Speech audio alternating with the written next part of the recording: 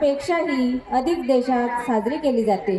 शिका, संघटित व्हा आणि संघर्ष करा असा मौलिक अधिकार अस्तित्वात आणणारे महानायक, मूकनायकाला वाचा फोडणारे महामानव, बोधिसत्व, परमपूज्य ज्ञानसूर्य अथांग सागरास म्हणजे बाबासाहेब डॉक्टर भीमराव रामजी आंबेडकर या महामानवास माझा त्रिवार कोटी कोटी नमन आणि वंदन.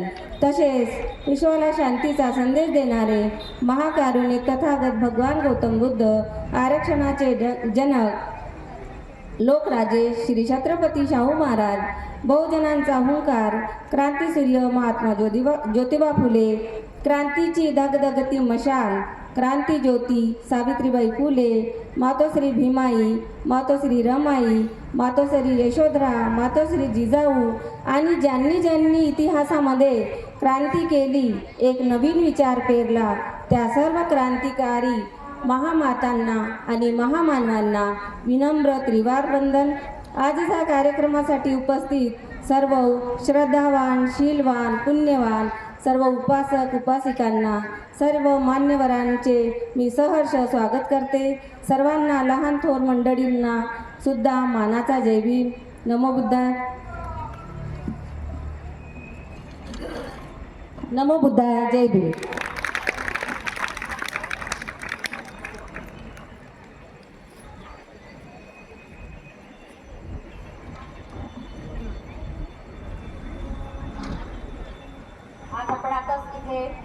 नमूद केलं मी पण की 2025 हे वर्ष अमृत महोत्सवी वर्ष, म्हणजे संविधानाला आपण अंमलात आणून आज 75 वर्ष पूर्ण झालेली आहेत.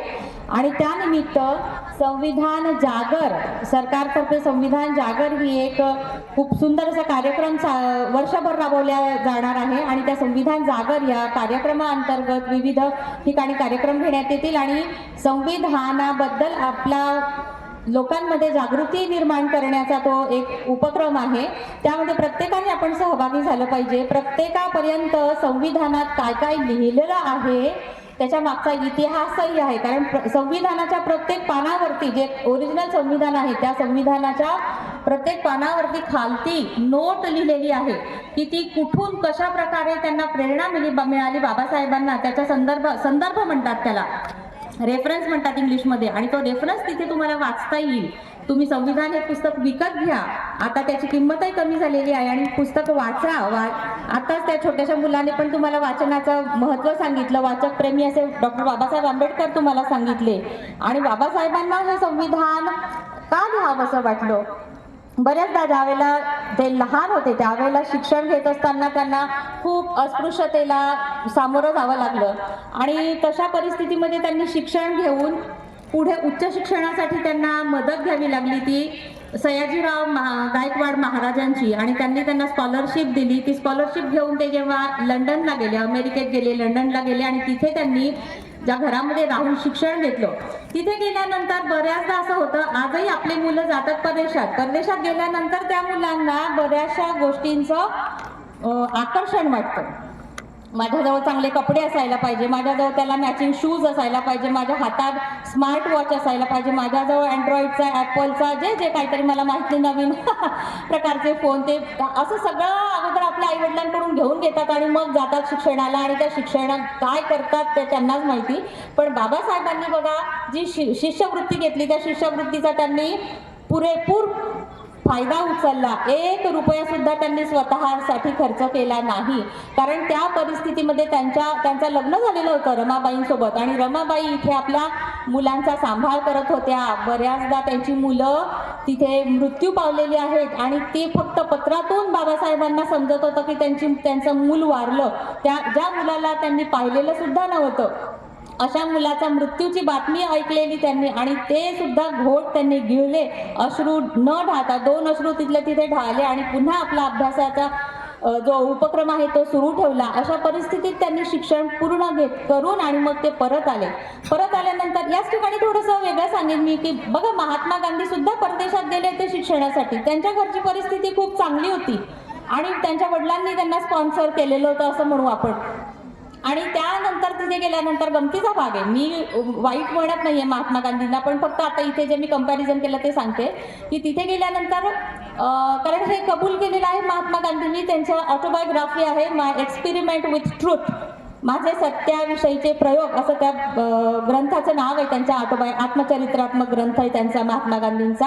आणि त्याच्यात त्यांनी सगळं सांगितलंय की ते ज्या वेळेला शिक्षणासाठी परदेशात गेले तर तिथे ह्या प्रलोभनांना बळी पडले, दारूची चव त्यांनी पाहिली, त्यांनी मांस मटण खाऊन पाहिलं, पण बाबासाहेबांनी या सगळ्या गोष्टींकडे कधी या बळी पडले नाही. त्यांनी आपलं ध्येय लक्षात होतं आणि त्यांना ते जनता, भारतातली जनता दिसत होती. तिथे गेल्यानंतर त्यांना निग्रो सुद्धा दिसले, त्या निग्रोंना ज्या गुलामगिरीचं वागणूक मिळत होती तशीच वागणूक भारतातल्या अस्पृश्यते जनतेला सुद्धा फेस करावं लागत होतं आणि म्हणून त्यांना ही अस्पृश्यता नष्ट करायची होती. ते जेव्हा भारतात परत आले शिक्षण घेऊन, तेव्हा त्या शिक्षणाचा आपल्या अस्पृश्यता निवारण्यासाठी काहीतरी उपयोग झाला पाहिजे असं त्यांच्या मनात होतं.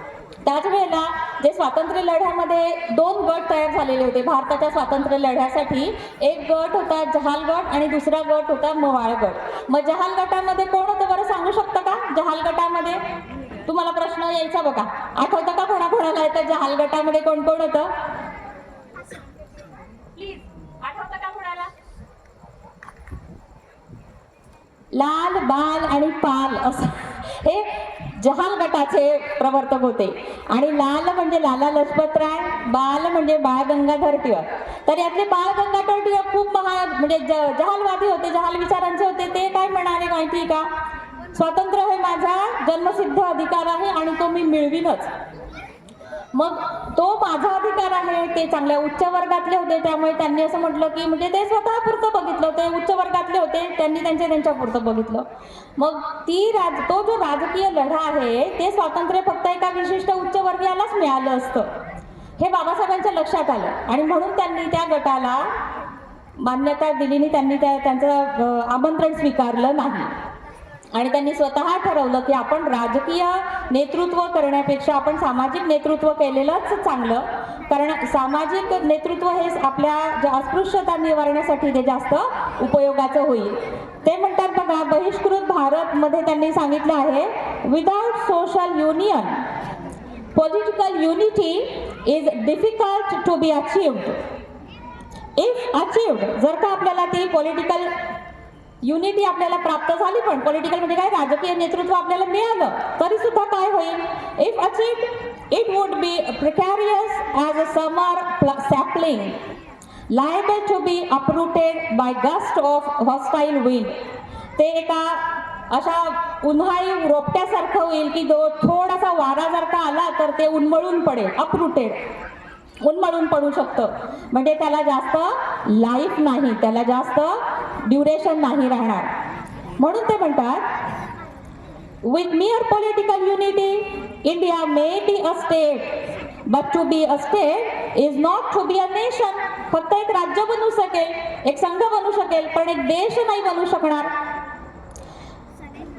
is not to be a nation which has small prospects of survival in the struggle of existence. आणि असं नेतृत्व जास्त काळ टिकणार नाही असं भविष्य त्यांनी सांगितलं. आणि असं भाषण म्हणजे लिखाण त्यांनी बहिष्कृत भारत या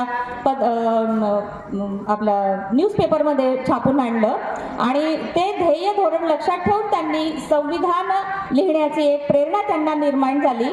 आणि म्हणून त्यांनी राजकीय नेतृत्व न स्वीकारता त्यांनी आपल्या मसुदा समितीचं अध्यक्षपद स्वीकारलं आणि संविधान लिहिलं. आणि आपल्याला ते आजपर्यंत आपण त्याचा उपयोग घेत आहोत. आपण त्याला उपभोगही म्हणू शकतो. मी तर म्हणजे उपयोग तर आहेच, पण उपभोग घेतोय असंच आपल्याला म्हणावं लागेल.